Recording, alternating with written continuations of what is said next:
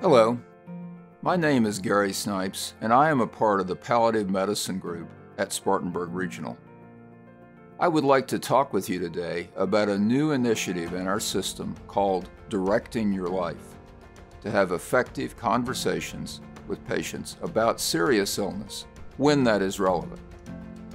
The post-acute division of our system received a generous grant from the Duke Endowment. The purpose of DYL is to design and implement a microsystem to improve the frequency and quality of advanced care planning among patients in Spartanburg County and in our healthcare system. This initiative will be running simultaneously out in the community, in outpatient practices under Medical Group of the Carolinas, and in the inpatient setting. This Duke Endowment grant is going to make it so that we can educate all of our providers, physicians, nurse practitioners, physician assistants, nurses, and our office staff on having these difficult conversations about end-of-life decisions. The main components of DYL include community engagement events, outpatient and inpatient staff training to provide support for this effort, and a process to make this happen when it should. I think training everyone top to bottom throughout this organization is going to be critical not only for the success of the Duke Endowment, but for our patients and our community. Everybody has a vested interest in this. We all live and we all die, and we should have the opportunity to do it the way that we want to, and the Advanced Care Plan helps us do that. Advanced care planning is important, and everyone should have some type of plan in place, no matter what their age or their diagnosis. Having discussions with your family, your doctor, and close friends about what your wishes and goals of care are, should you come to the hospital in an urgent or emergent manner, are invaluable.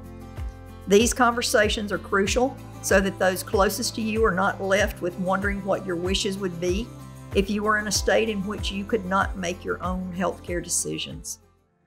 An advanced medical care plan is any decision made prior to need, delineating medical interventions to be used in the event of certain conditions.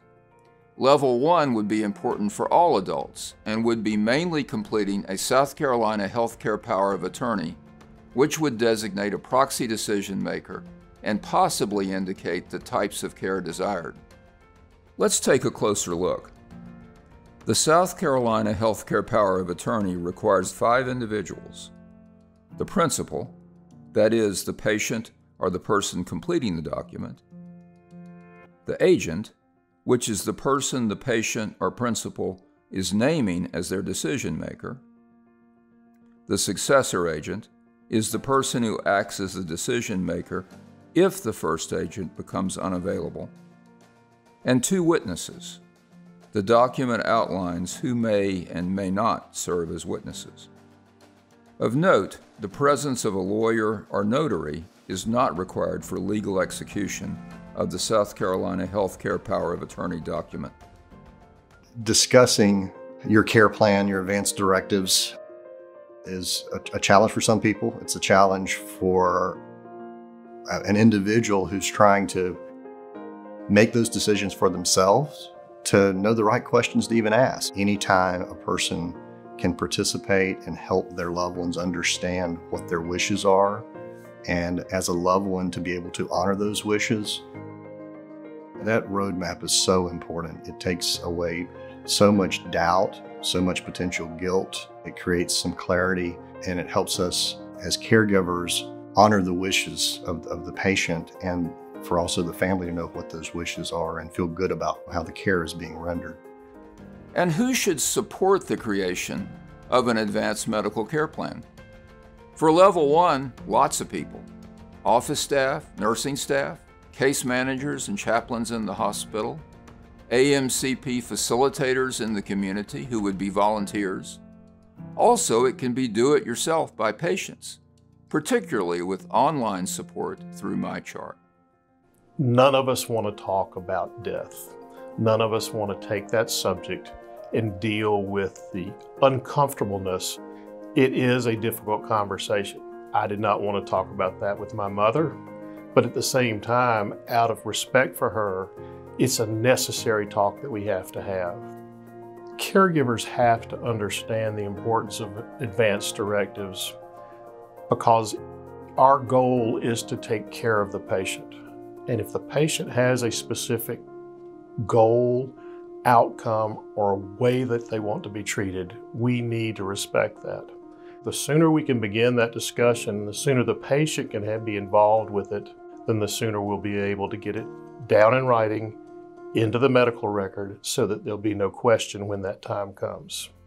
An advance directive is a powerful tool for the healthcare team. The healthcare team needs to know the wishes of the patient. The family needs to know the wishes of the patient so that when they come into the hospital, should this document be needed, it is now a permanent part of the medical record. This document may be rescinded at any point in time. This document may be changed at any point in time, but it truly puts in place the patient's wishes and allows the care to be provided accordingly. I appreciate you reviewing this video and for participating in Directing Your Life. Thank you very much.